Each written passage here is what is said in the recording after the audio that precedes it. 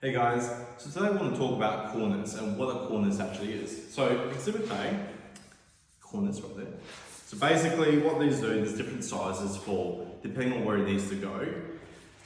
Up here we're in the main living area in the kitchen, right? So it's a bigger version of this bad boy.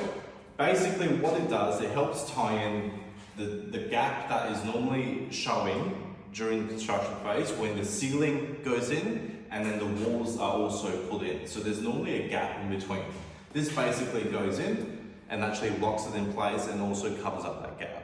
So that's what a cornice is. There's many different shapes and styles. It starts costing a lot more because there's a lot more work into it.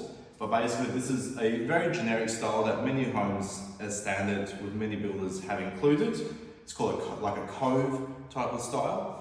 And that's it, that's basically it. It's just very flexible, very easy to break.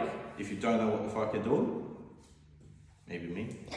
But anyways, this is basically what it's all about. Grabs on, locks it in, makes it look nice and flush as you can see. And it does take a bit of fucking skill to actually get this done right, so that it doesn't look like shit.